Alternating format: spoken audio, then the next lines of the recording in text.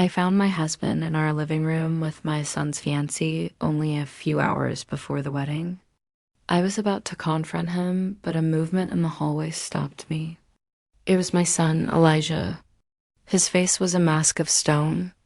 He looked at me and whispered, "Mom, I already know, and it's worse than you think." "Hello, everyone. Thank you for being here with me today. Before I start my story, I'd love to know what city you're joining me from. Feel free to share it in the comments. Now, let me immerse you in this story. On the morning of my son's wedding, I woke up at 5 o'clock. I couldn't sleep. I told myself it was just nerves, the kind any mother feels on such an important day. I sat here in this very home office, staring at spreadsheets on my computer screen. I run a small CPA firm from home. Nothing extravagant, but it helped pay for our son Elijah's college and covered the extras that my husband, Franklin's salary didn't quite reach. The numbers on the screen were a blur. My mind was somewhere else entirely. Outside, the world was still dark and silent, but I could already picture the scene that would unfold on the patio of our Atlanta, Georgia estate in just a few hours. White chairs arranged in perfect rows on the lawn. I had spent the entire spring tending to the arch that Franklin had built, covering it with the rose bushes I had nurtured since they were tiny buds. I had checked the string lights 3 times myself, making sure not a single bulb was out. Everything had to be perfect. Our son, our Elijah, deserved a perfect day. 25 years off marriage to Franklin, 23 years raising Elijah. I had dedicated my entire life to this family. I had been the steady hand, the planner, the one who remembered dental appointments and birthdays and made sure the bills were paid on time. Franklin was the charmer, the life of the party, the one everyone loved. I was the foundation he leaned on, and for a long time, that was enough for me. But lately, something had felt off. A silent distance had settled between us. It was in the way he would stop talking when I walked into a room, in the way his phone was always tilted away from me. When I asked if something was wrong, he would simply laugh it off. "Just work, honey," he'd say. Big promotion on the line. I chose to believe him. What else could I do? You didn't toss 25 years of history overboard because of a feeling. The click of the office door brought me back to the present. It was Elijah standing there in his pajamas, a mug of coffee in his hand. He looked exhausted with dark circles under his eyes.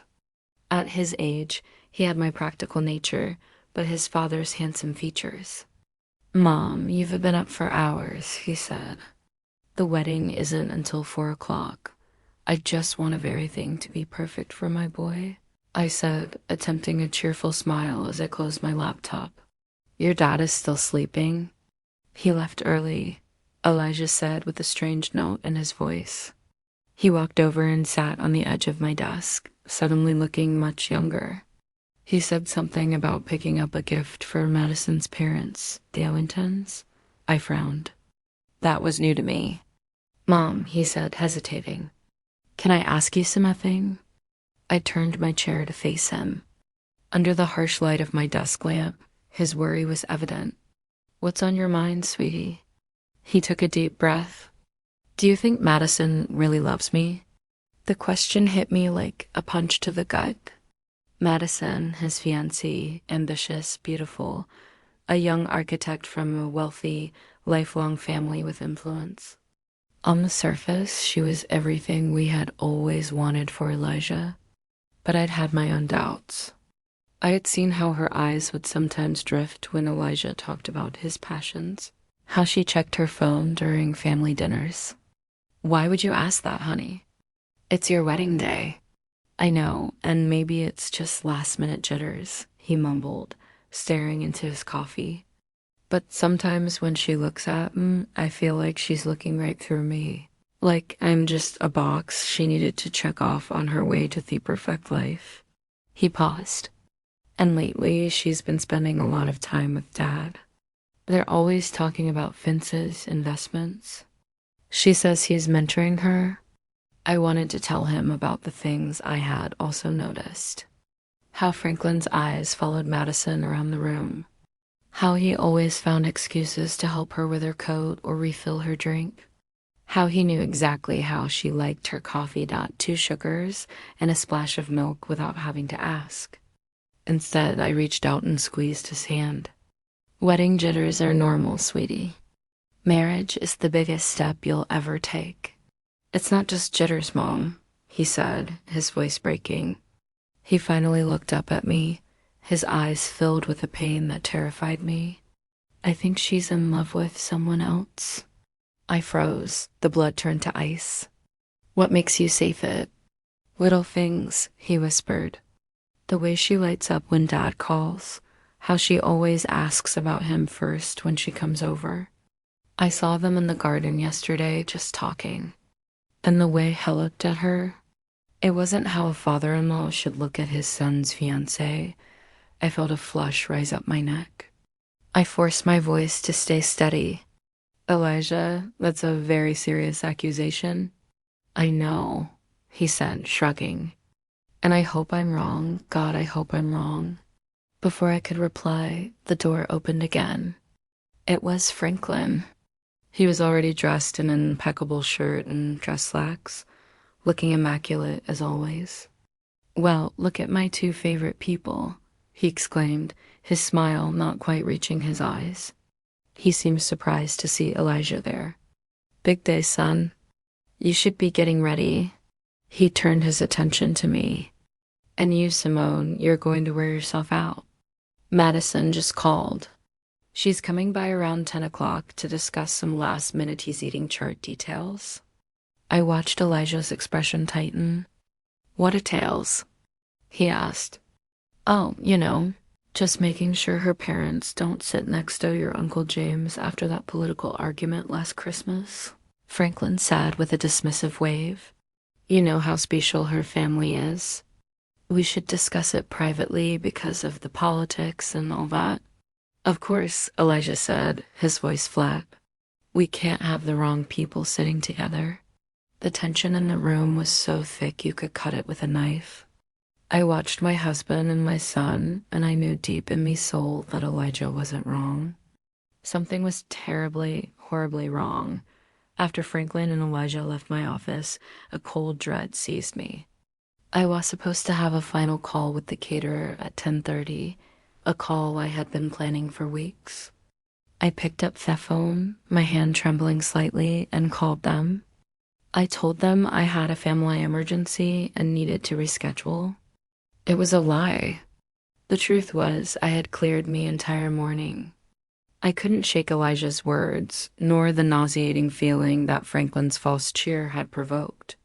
Something was happening in my house today, and for the first time in 25 years, I intended to find out what it was.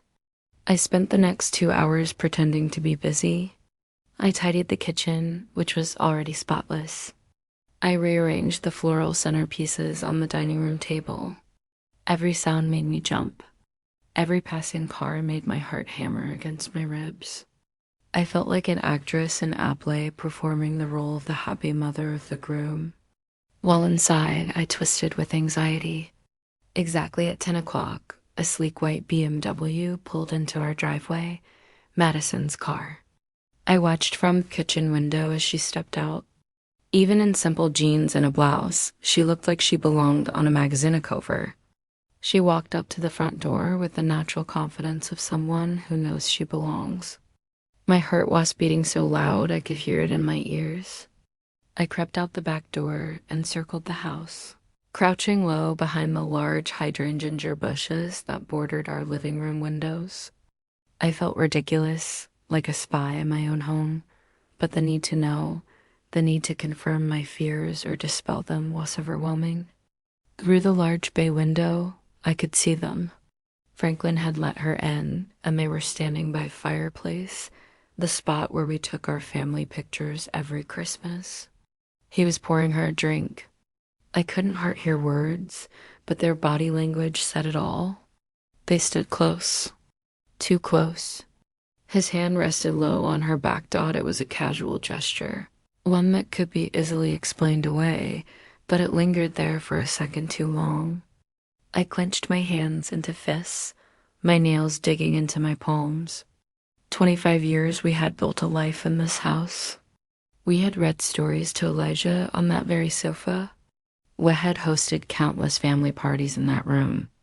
And now my husband was standing there caressing another woman, my son's fiancée, on our son's wedding day. I was about to stand up to Storm in like a fury and confront them right then and there. I didn't care about the scene. I didn't care about the wedding. I only cared about the scorching betrayal I was witnessing. But then I noticed movement in the upstairs way, a shadow in the glass's reflection. I looked closer. It was Elijah. He was standing at the top of the stairs, hidden in the shadows, watching them too. The sight of him, hostile and broken, stopped me cold. This wasn't just my pain. It was his.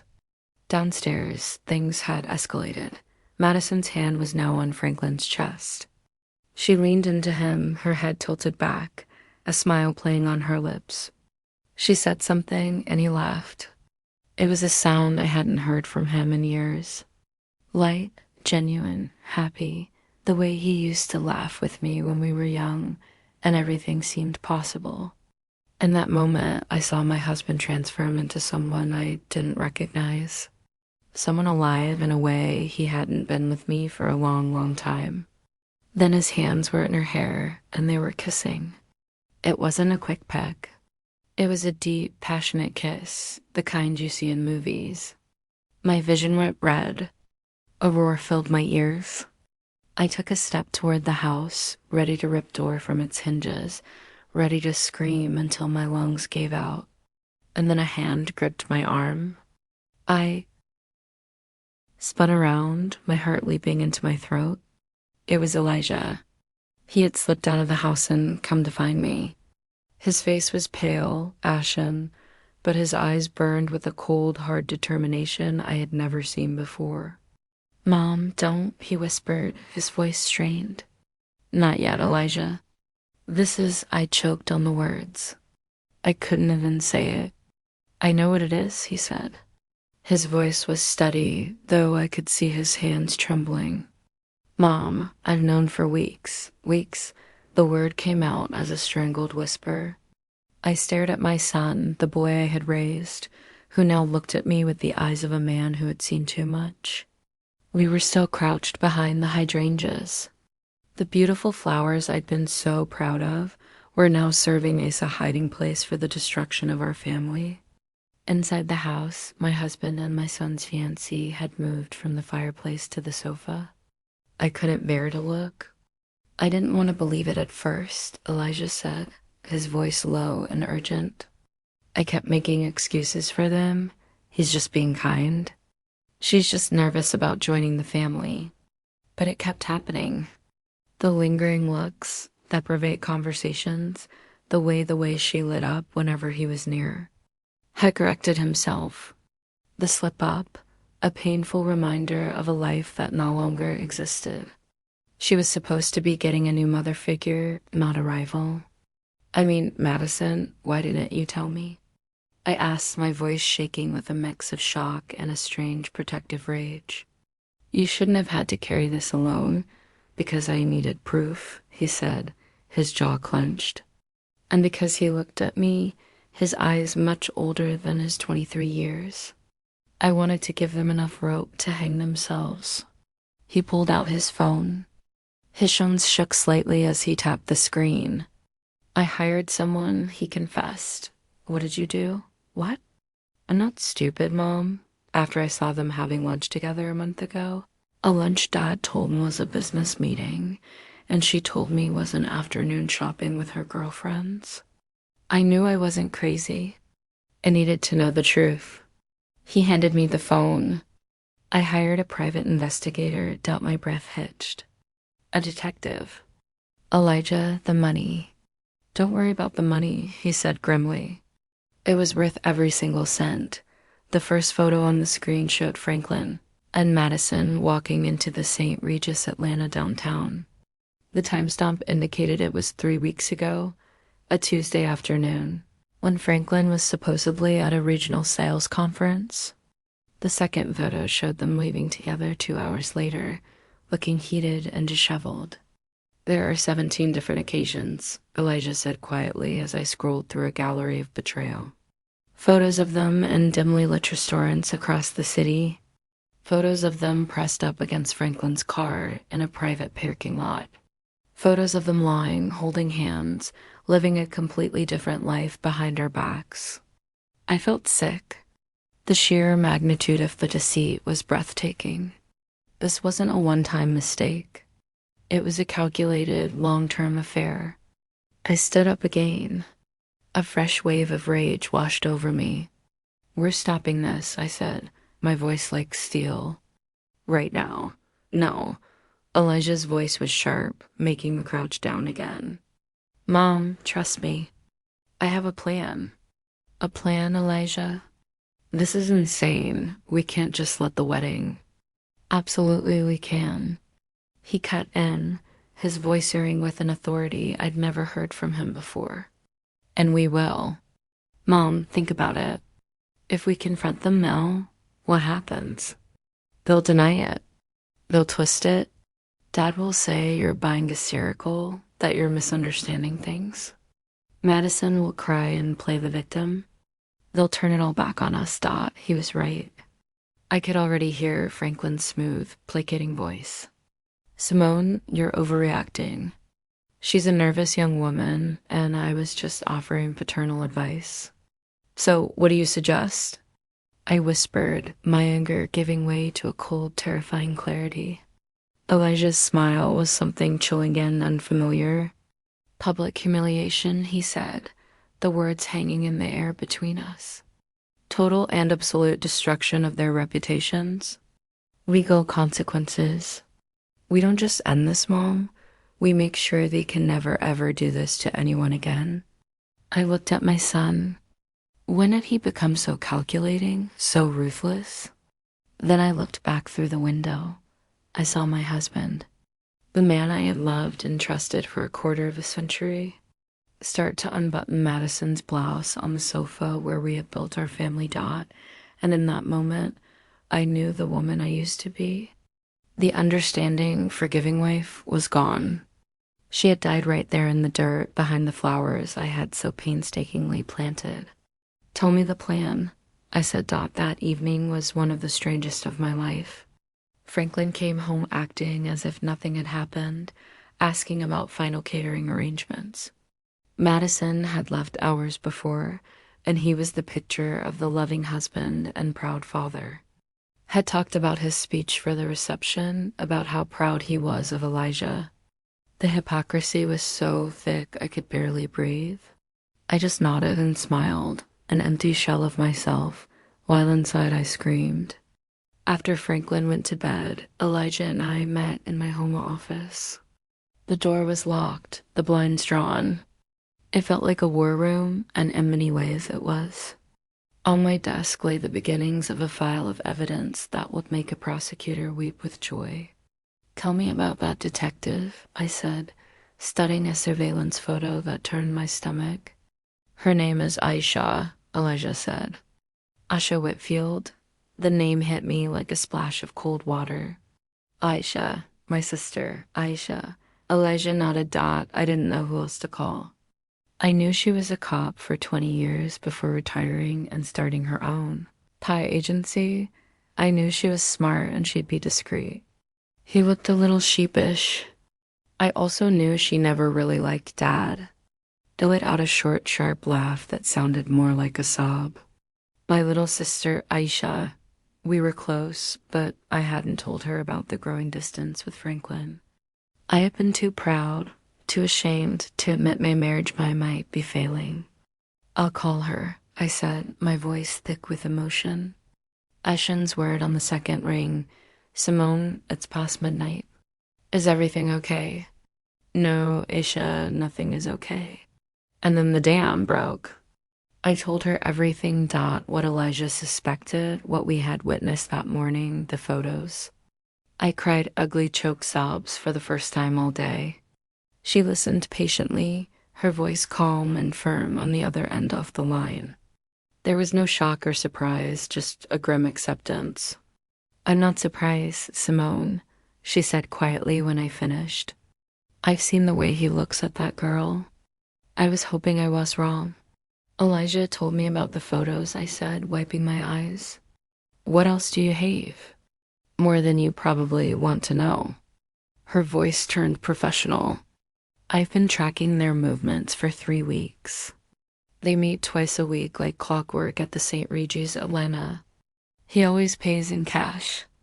They eat lunch at fancy restaurants he'd never take you to. Last week, he took her to Cartier." I felt that flush of rage again. "Our money, the money I managed so carefully. The money that was supposed to be for our retirement, for our future." And Simone, Asia's voice was soft. "There's more now. Something bigger. I've been digging into Franklin's financials, trying to figure out where all this cash for the hotel rooms and gifts is coming from. He's been sloppy." "What did you find?" I asked, dreading the answer. There was a long pause on the line. "It's not just Madison," she said, voice heavy. "It's not the first time. I found a series of regular monthly payments going back 15 years, always to the same person, a woman named Nicole Jenkins. The name meant nothing to me." "Who is she?" I did some digging. She was a junior associate at his old firm when Elijah was a child. She left abruptly about 15 years ago. The payment started a few months after she left.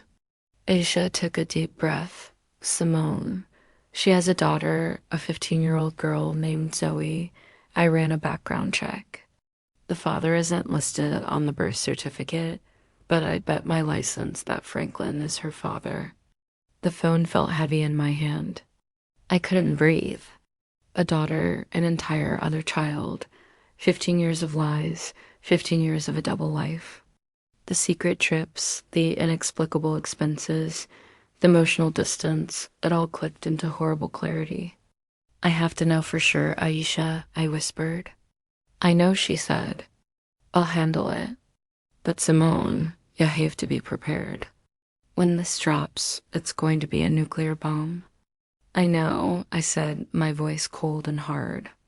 "That's exactly what we're counting on." The 24 hours leading up to the wedding were a blur of calculated deception. I moved through all the preparations like a ghost, my body on autopilot while my mind raced. I smiled at relatives. I approved the final table settings with the wedding planner. I even helped Franklin with his tie, my fingers brushing the silk fabric as I imagined tightening it around his neck. Every interaction was a performance, every polite word a lie. Icy worked quickly. She was a professional, and this was now personal. She told me she had a contact at a private lab. "It's risky, Simone, but IFA can get a clean D and a sample from Franklin. We can get a non-legal preliminary comparison to a sample from girl." That night, after Franklin fell asleep, snoring softly beside me in the bed we had shared for a quarter-century, I crept out of the room. My heart pounded with every creak of the floorboard. I went to the bathroom and took his toothbrush from its holder. My hand shook so badly I almost dropped it. It felt like the ultimate violation. But what was this compared to the violation Chad committed against me, against our family? I carefully tucked it into a plastic bag and left it in the mailbox for Aisha to collect before dawn. The next day, as the house buzzed with the chaotic energy of florists and photographers, Aisha called. "I've got more on the money," she said, her voice grim. "It's worse than we thought." We met in my car, parked on the street, away from the house, the only place I felt safe to talk. She opened a lap, and turned it toward me.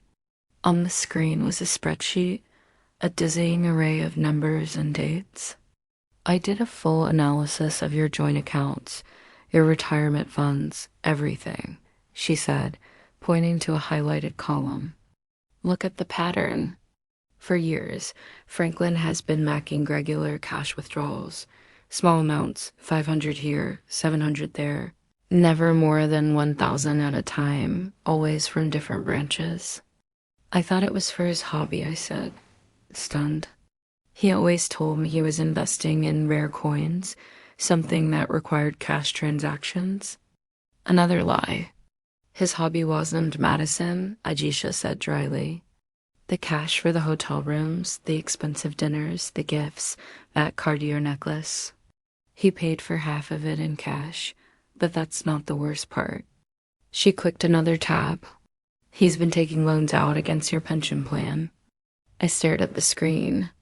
There it was in black and white. A series of loans taken out against the retirement account I had so diligently contributed to from my small business. The account that was supposed to be our safety net, our security for old age. He had drained almost $60,000 in the last 18 months. How? I whispered, he would have needed my signature. He forged it, Aisha said quietly. I compared the signature on the loan documents to your signature on your tax returns. It's a good forgery, but it's not yours. A wave of nausea hit me.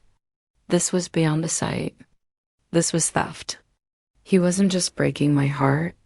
He was systematically listing our future piece by piece to fund his sordid affair. He was robbing me of the college fund we had built, of the life we were supposed to share. He was gambling with my entire future and Madison. I asked, my voice barely audible. She's not an innocent victim, Aisha said, her gaze hard. I'll get to her, but first there's something else. She hesitated. Then she handed me a large manila envelope. The preliminary dinner results came in this morning. My hands began to shake as I opened it. I scanned the page. The scientific jargon blurred until I found the conclusion at the bottom of the page. Probability of eternity 99.999%.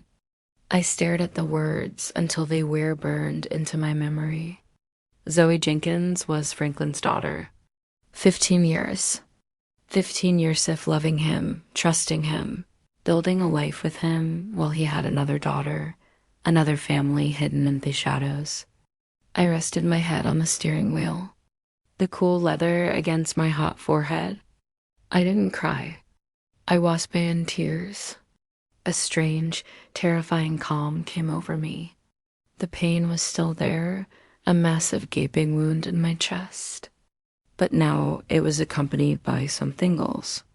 A cold, hard resolve. He wasn't just going to lose his wife. He was going to lose everything. Sitting in the car with my sister, that flimsy piece of paper in my hand felt heavier than a tombstone. It was the death certificate of my marriage, of the life I thought I had, a 15-year-old daughter. The words echoed in the silent car. How? How did you find her? I finally managed to ask, my voice sounding distant and strange to my own ears. Aisha's expression was a mix of pity and professional resolve. It started with the payments. Once I had Nicole Jenkins's name, it wasn't hard to locate her. She lives just 2 towns over. Simone about 20 meters away. 20 meters. For 15 years, he had been living a secret life a short drive away. How many times had he told me he was working late? How many business dinners had he attended? How many weekend golf trips had he taken? My mind spun as I mentally reviewed years of excuses and lies, each one now taking on a new sinister meaning. I swung by the house yesterday morning. Aisha continued, her voice soft. I posed as a market researcher. Nicole opened the door, and behind her, I saw the girl Zoe, Simone. She's the spitting image of him. The same dark, intelligent eyes that first drew me to him all those years ago. The same smile. She's unmistakable. I imagined it. An innocent teenager in all this who looked just like my husband. A sister my son never knew he had. The thought was so surreal, summoned stress that I couldn't fully process it. My family wasn't just broken. It was a fraud, a carefully constructed lie that I had unknowingly helped maintain for more than half my life. Does the mother Nicole know about me? About Elijah? I asked. I can't say for sure, Aisha admitted. But the way she lives, Annie's house, and a good school district, but no flashy career, it's clear Franklin is her primary source of financial support. She has every reason to keep things quiet. He wasn't just paying child support, Simone. He was funding her whole life with my money, with our money, my consulting money, our joint savings, the money he stole from our retirement. The betrayal was so deep, so layered. I felt like I was drowning. It was a systematic plunder of my life's work, my trust, and my future. I handed the Nair report back to Aisha. Put it with the rest of the evidence, I said. My voice, stripped of emotion, was numb. The shock was so profound, it had short-circuited my ability to feel anything but a cold, heavy emptiness. I thought about that girl, Zoe. What kind of man tells his daughter he can't acknowledge her? What kind of man raised son in the light while keeping another child hidden in the dark? The cruelty, not just to me and Elijah, but of this innocent girl, was astonishing. And what about Madison? I asked, needing to shift my focus to latch onto a target for the anger that was starting to melt the ice in my veins. You said there was more on her. Aisha nodded, her expression hardening again. Right, Madison, let's talk about Fiancée. She turned the laptop back to me and opened a new file. She's not just sleeping with your husband. She's been embezzling funds from her law firm. The words took a moment to register. She's a junior partner at a prestigious downtown firm, Aisha explained, displaying documents that looked like internal financial reports.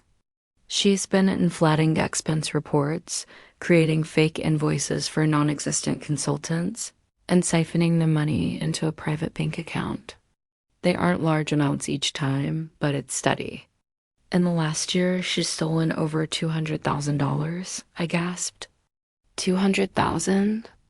And I can trace some of that money directly to gifts for Franklin, Aisha said, showing me a bank transfer, followed by a credit card statement that showed the purchase of a $1,000 watch she was stealing from her partners to buy gifts for her lover, who was stealing from his wife to buy gifts for her. It's the most perfectly disgusting jerkle of deceit I've ever seen. So Madison wasn't just a homewrecker. She was a criminal, a thief, and she was about to marry my son, bringing her corruption and lies into the heart of what was left of my family. The numbness in my chest vanished, replaced by a white-hot fury. This wasn't just about Abric and Hart anymore. This was about protecting my son. This was about justice. This was about making sure these two people faced the consequences for every lie, every dollar, every broken promise.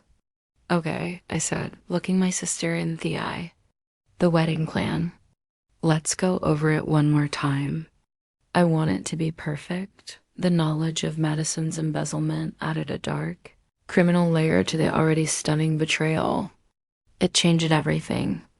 This was no longer just a messy, heartbreaking domestic drama. It was a conspiracy of fraud and theft perpetrated by the two people who should have been closest to us. How did you get all this? I asked Ajay, pointing to the damning financial documents on her laptop screen. We were still in my car, the air thick with the smell of conspiracy and stale coffee. Madison isn't as smart as she thinks, Aisha said with grim satisfaction. She got careless.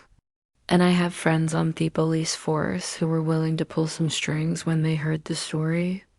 A buddy of mine on the economic crimes unit took one look at these patterns and knew exactly what he was seeing.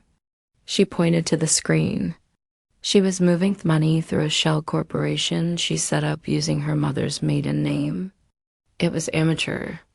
I thought of Madison's parents, the Ellingtons. They were pillars of the community. Her father was a respected federal judge. Her mother was on the board of 3 different charities.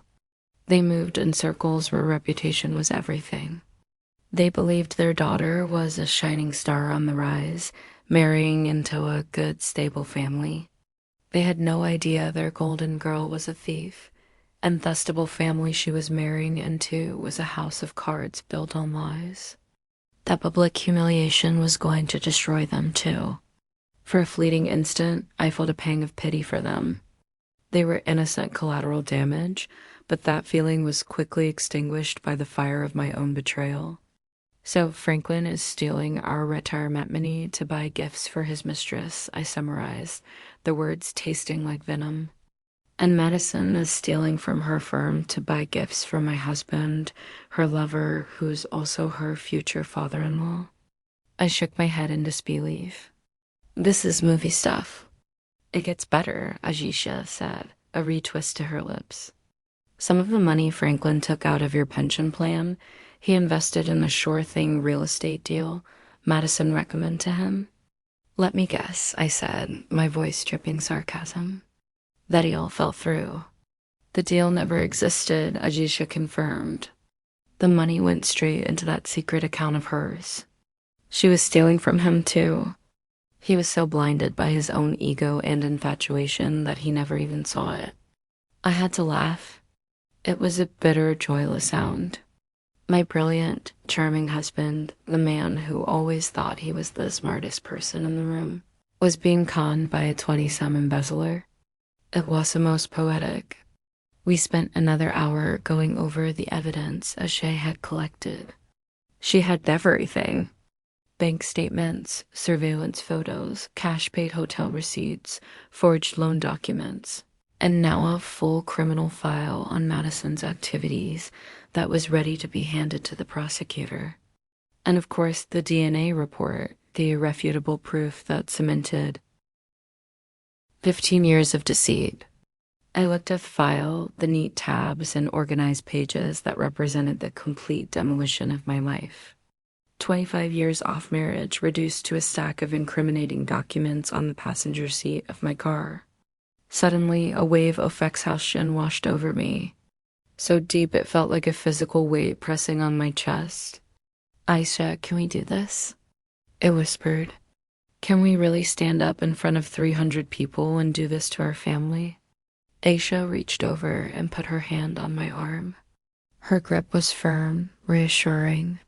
Simone, listen to me, she said, her voice serious. What other option do you have? If you confront them in private, they will lie. They will manipulate you. They will turn Elijah against you. They will deny, Daniel. You start thinking you're the crazy one. I've seen it 100 times. She was right. I knew she was right. Franklin was a master of manipulation. He could charm his way out of anything. This way, she continued, there is no escape. There is no room for lies.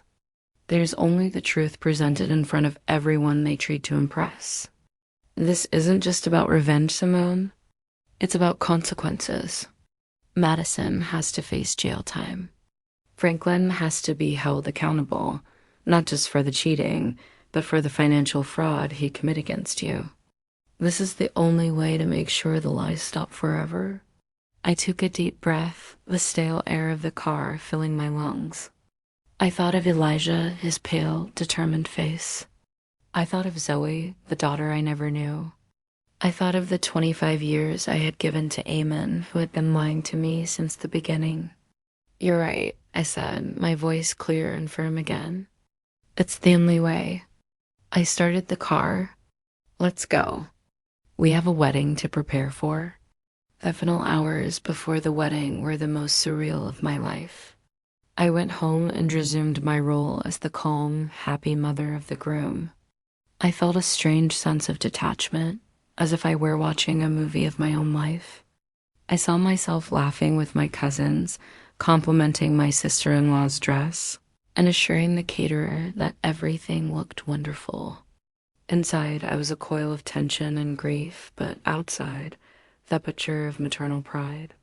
Franklin was in his element, socializing with dearly arriving guests, accepting congratulations with a wide, confident smile. He pulled me aside at one point, his arm around my waist.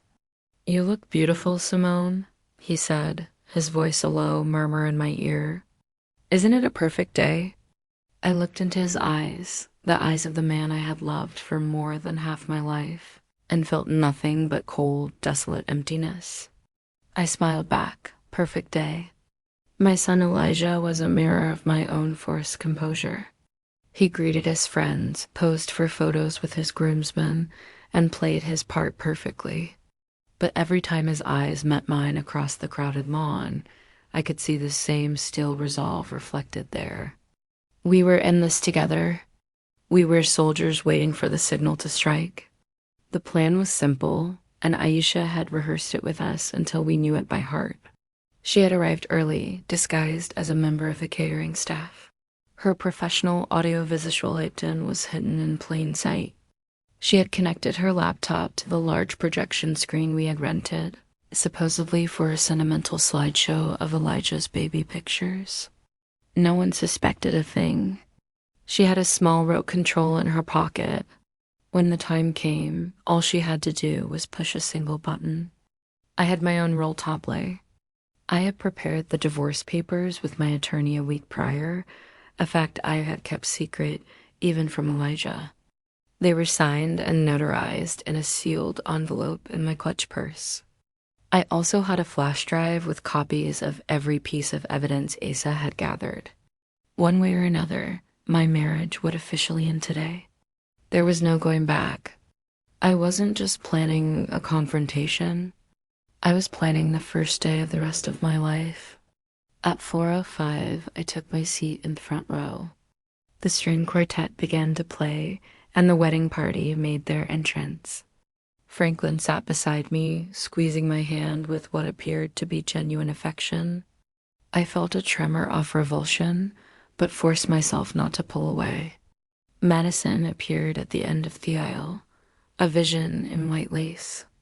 She looked radiant, beautiful, and utterly fraudulent. She smiled at the crowd. Then her eyes found Franklin in the front row.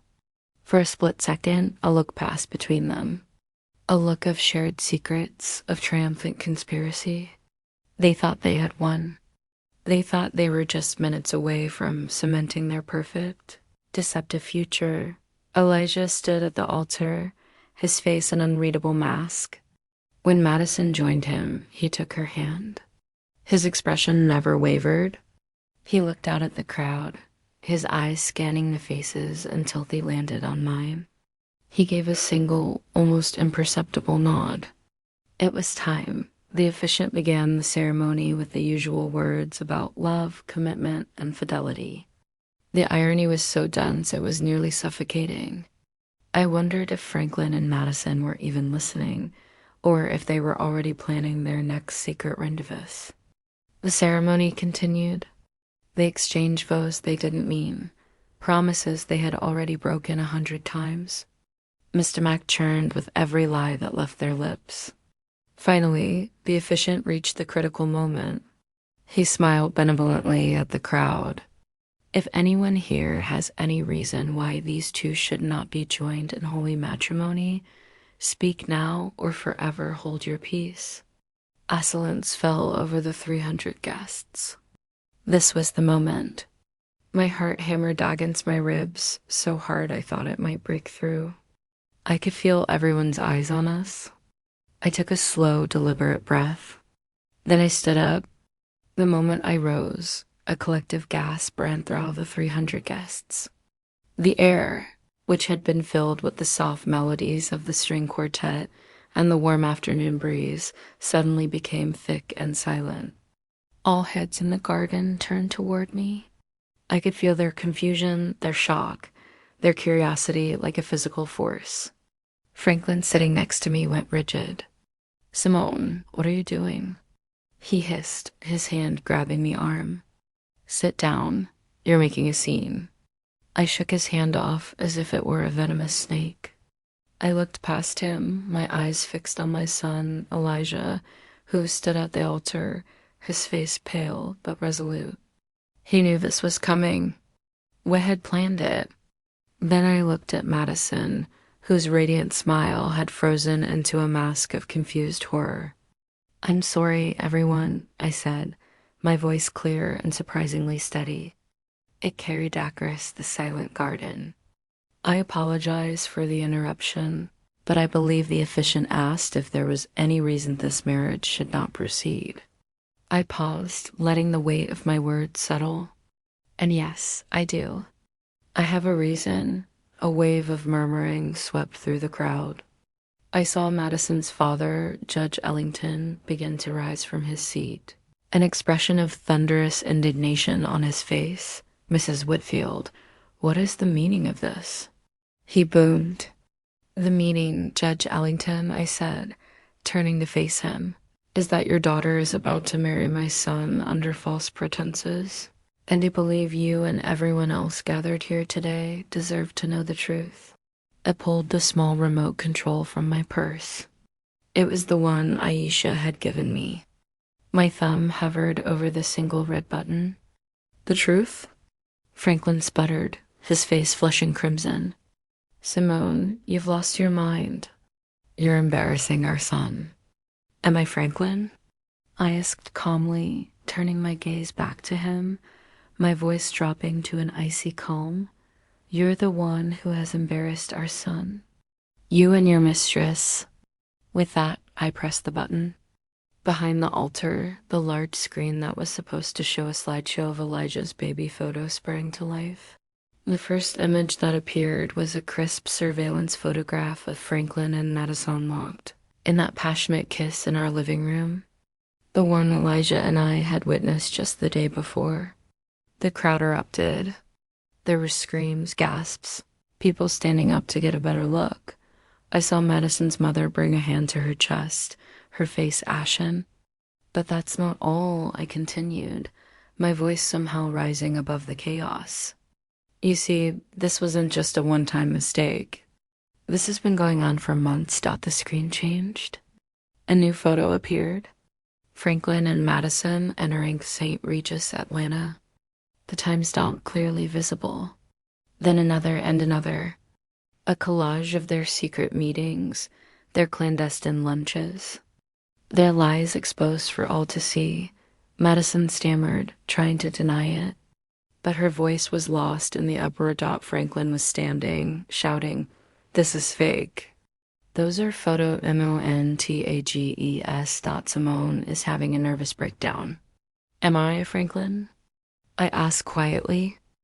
Then perhaps you can explain this. The screen changed again. This time it displayed bank statements. My finger in a close-up photo pointed out the suspicious cash withdrawals, the forged signatures on the pension plan loan documents. A Cartier receipt for a $15,000 necklace flashed on the screen, followed by a photo of Madison wearing that same necklace at her bachelorette party. The noise from the crowd began to diminish, replaced by a stunned, horrified silence. This was no longer just a cheating scandal. It was something darker. My husband has been systematically stealing from our family's retirement savings to fund his affair, I announced. And his fiancée, the woman about to marry my son, has also been busy. The next slide showed the evidence of Madison's embezzlement from her law firm, the fake invoices, the bank transfers. I could see her partners in the fourth row, their faces shifting from confusion to pure fury. And then I delivered the final devastating blow. But the best part, I said, my voice turning to ice. The true heart of the deceit that has defined my marriage is that my husband's lies didn't start with Madison. The DNA test results filled the screen. The words probability of paternity, 99.999%, were displayed in huge bold letters. Below, there was a photo of a pretty Smee. Deceit that has defined my marriage is that my husband's lies didn't start with Madison. The DNA test results filled the screen. The words probability of paternity, 99.999%, were displayed in huge bold letters. Below there was a photo of a pretty, smiling 15-year-old girl. This is Zoe Jenkins, I said, my voice trembling with 15 years of repressed pain. She is Franklin's daughter, a daughter he has kept hidden from me and his own son for her entire life. The silence that followed was absolute. 300 people staring at the evidence of a betrayal so complete, so devastating that even the most seasoned gossips were left speechless. And in that perfect, terrible silence, I watched the world I had known for 25 years burn to the ground. The silence was broken by a single sharp sob. It came from Madison, who staggered, her face a ghastly white against the pure white of her wedding dress. Then she collapsed onto the ground in a heap of lace and shattered dreams. That single sound broke the spell. The garden erupted into chaos. People were yelling, pointing, pulling out their phones to record the disaster. Madison's mother ran toward her fallen daughter while her father, the judge, stood there, his face a mask of disbelief and utter humiliation. Franklin froze for a moment, his face a kaleidoscope of rage, panic, and mounting horror. He looked from the screen to me, to the stunned faces of his friends and colleagues. He was trapped. There were no lies, no smooth words that could talk his way out of this.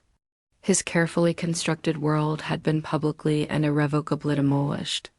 Then he did the only thing a coward could do. He ran.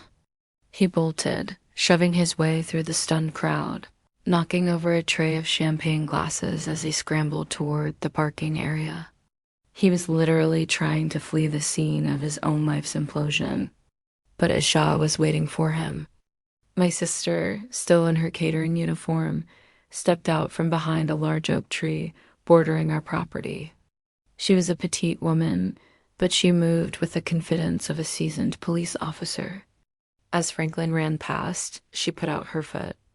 It was a perfectly executed trip.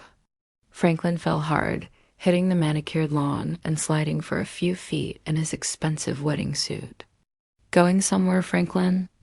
Aisha asked it casually, walking over to where he lay sprawled and gasping. By then, Elijah had left the altar and was beside me. He put a firm arm around me.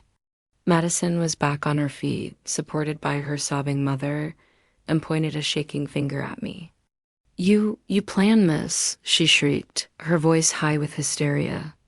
"You planned this whole thing to ruin my life."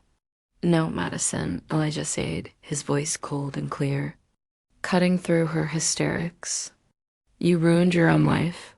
You and him," he gestured toward his father, who is now being helped up by Aisha. "Let go of me," Franklin demanded, trying to pull his arm free from my sister's firm grasp. "Can't do that, Frankie," Aisha said, using a childhood nickname that made him flinch. "You see, I'm a licensed private investigator, and I have reason to believe you have committed multiple felonies, including financial fraud. But don't worry, we're not here to talk about you right now." She looked over her shoulder. My business is with her. Two uniformed police officers were walking calmly through the parting crowd. They weren't here for Franklin's fraud. That will be a civil matter for my lawyer to handle. They were here for Madison Ellington. One of the officers asked, his voice quiet but authoritative. Madison's eyes went wide with terror. "No," she whispered. "You are under arrest on suspicion of embezzlement and wire fraud," the officer continued as his partner took her arms and gently applied the handcuffs. The click of the cuffs closing was the loudest sound I had ever heard. I saw Madison's face crumble as the realization hit her that this was not just public humiliation. This wasn't just a canceled wedding. This was real. There were going to be real legal consequences. Her life, as she knew it, was over. As police led a sobbing Madison away, her parents watched in stunned horror. The photographers who had been hired to capture a fairy tale were now capturing the fall of a prominent family, their flashes popping relentlessly. The crowd began to disperse. Some left quickly, not wanting to be a part of the disaster. Others lingered, whispering in shocked huddles, their phones still held high, recording everything. In the midst of the chaos, I finally felt my strength leave me. Elijah held me. "It's over, Mom," he whispered. "It's finally over." I looked around at the ruins of the perfect day I had planned out. It was a mess. It was a nightmare. But for the first time in months, I felt like I could finally breathe. If you're still listening, would you do me a huge favor and hit the like button on this video and comment the number 1 below? It lets me know you've supported me and tells me you're here with me on this journey. Your support is a huge encouragement to me. Please comment the number 1 and let me tell you what happened next. The 3 hours that followed the explosion were a blur of flashing blue lights, hushed conversations, and the slow, painful process of dismantling a wedding that never was. The police took our statements. Madison was driven away in a patrol car, her beautiful wedding dress looking absurd and tragic in the harsh glare of the setting sun. Franklin, after being questioned and released, simply disappeared. He got into his car and drove away without a word to me or his son. "And you?" Elijah asked, a flicker of the old warmth returning to his eyes. "I don't know yet," I answered honestly. "I think I'm just numb." The next few weeks were a painful, messy ordeal. The story, as expected, became a local media sensation. Scandal on wedding day, fiancé arrested at altar, groom's father implicated in decades of deceit. Our names and faces were everywhere. I stopped answering the phone. I stopped leaving the house unless absolutely necessary. My small CPA firm suffered. Some longtime clients quietly took their business elsewhere, uncomfortable with the notoriety. The day after the wedding, I did exactly what I had planned. I walked into my lawyer's office, my purse containing the signed divorce papers and the flash drive of evidence, and I filed. With the mountain of proof we had, Franklin didn't venture to fight. The legal process was swift and brutal. In the settlement, I get the house and a significant portion of his remaining assets as compensation for the fraud he had committed against our retirement funds. It wasn't a victory. It was restitution. Madison, facing overwhelming evidence, took a plea deal. She was sentenced to 2 years in a low-security prison and ordered to pay back every last cent she had stolen. Her family's reputation was shredded. Franklin's fall was quieter, but no less complete. He lost his job, his reputation, and the respect of everyone he knew. He moved into a small apartment across town, and from what I heard, he rarely showed his face in public. But the most complicated part of the aftermath was Zoe. 2 weeks after the wedding, I received a letter. It was from Nicole Jenkins, Zoe's mother. It was short and to the point. She apologized for the pain her past relationship with Franklin had caused and said her daughter, Zoe, had learned the truth from the news and wanted to meet Elijah and me. I sat with that letter for 3 days. What was I supposed to do? This girl was the live-in embodiment of my husband's biggest betrayal. But she was also an innocent. She hadn't asked for any of this. She was my son's sister. I showed the letter to Elijah. He read it, his face grim. "I want to meet her," he said immediately. "She's my sister, Mom. She deserves to know her family or what's left of it." So I made the call. We agreed to meet at a neutral location, a quiet coffee shop in a town halfway between ours. I was terrified. As we waited for them to arrive, I twisted the napkin in my hands until it was a frayed mess. Then they walked in. Nicole was an ordinary, tired-out-looking woman who seemed to carry the weight of her secrets in the slump of her shoulders, and behind her was Zoe. The moment I saw her, my breath caught. Aisha was right. She had Franklin's eyes, the same dark, intelligent eyes that had made me fall for him all those years ago. She looked scared and uncertain, clutching a book to her chest like a shield.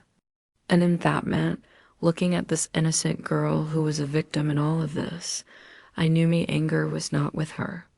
It was with him, always him. That first meeting with Zoe was awkward. Words felt clumsy and inadequate. Elijah, bless his heart, did most of the talking.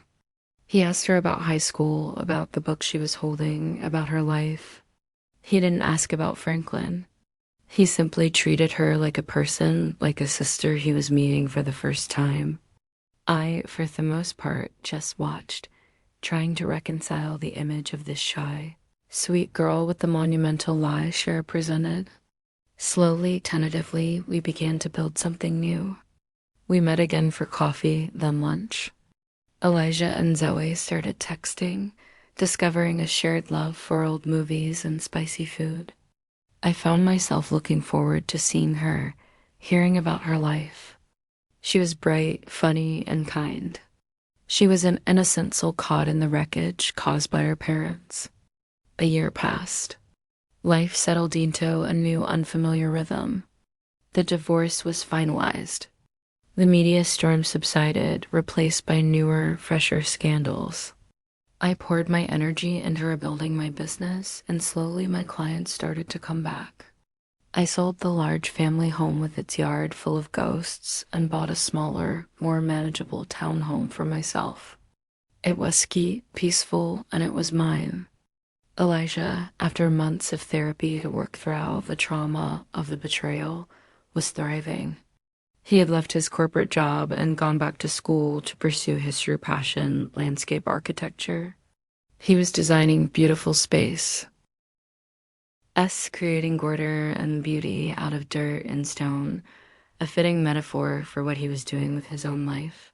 He was dating a lovely young woman, a kind, genuine librarian who looked at him like he was the only person in the world. And Zoe had become a part of our lives. She came over for dinner every other Sunday. She and Elijah had developed a real sibling bond, teasing each other and talking for hours. I found myself feeling a fierce, protective love for her.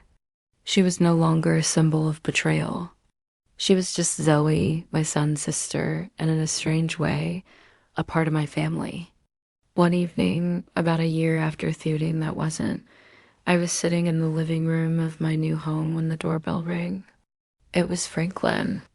I hadn't seen or spoken to him since the day he fled our ruined reception. He looked diminished, older, grayer, the confident arrogance gone, replaced by a deep weariness. He asked if he could come in. I hesitated. Then I stood aside. He told me he was in therapy. He said he was trying to understand why he had done the things he had done. He apologized. Said he was sorry for the lies, for the betrayal, for the pain he had caused me, Elijah, and Zoe. I listened, and I knew a minute. But an apology couldn't erase 25 years of deceit. I forgive you, Franklin, I said. And I was surprised to find that I actually meant it. Not for you, but for me. I can't carry that anger anymore. It's too heavy. I looked him in the eye. But I will never trust you again. We can never go back. He nodded, a sheen of tears in his eyes. I know, he whispered, and then he left. That night, as I got ready for bed, I found myself thinking about the woman I was a year ago, crouched in the dirt behind the hydrangeas. She was so broken, so lost. I wished I could go back and tell her that everything would be okay, that the pain wasn't the end of the story. The family I thought I had was a lie. It shattered into a million pieces on that sunny afternoon. But what Elijah, Zoe, and I built in its place was smaller, quieter, and imperfect. But it was honest. It wasn't built on comfortabilities, but on a difficult, painful, and ultimately freeing truth. We had lost a very thing, but in doing so, we had found something real. And for the first time in a long, long time, that felt like enough. Thank you. Thank you for listening to my story. If you've been through something similar, or if any part of this has resonated with you, please feel free to share your thoughts in the comments.